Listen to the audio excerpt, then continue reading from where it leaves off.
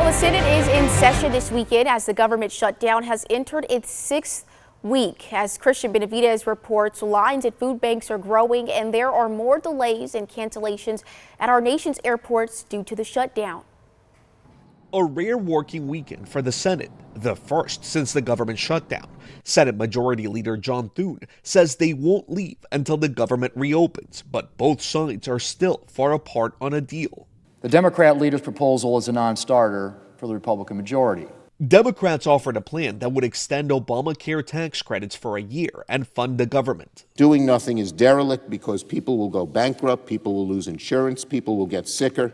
Republicans want the government to reopen before negotiating on health care. Some 42 million Americans on food stamps are left waiting for assistance after the program ran out of funds. I don't know how long the shutdown's going to last, and if we don't get SNAP until the shutdown's over, we could end up literally starving. At our nation's airports, long lines and frustration from coast to coast. The FAA ordered airlines cut flights up to 10% at 40 of the nation's busiest airports. Air traffic controllers working with no pay during the shutdown are calling out sick. They're the ones that are working 6 days a week, 10 hours a day. You can do that for a couple weeks, but at one point you're going to get burned out. And that's what we're seeing now. Secretary Duffy warns the number of flight cuts could double to 20% if the shutdown drags into Thanksgiving.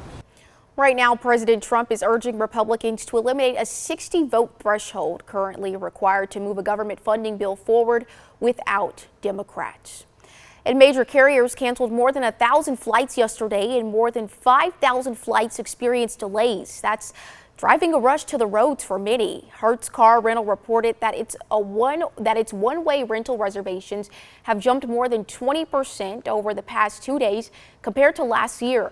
Stranded travelers are looking for other ways to reach their destinations as flight reductions take hold at major U.S. airports. Hertz's CEO is urging Congress to quickly pass a government funding bill to restore traveler stability, saying, quote, "Every day of delay creates unnecessary disruption."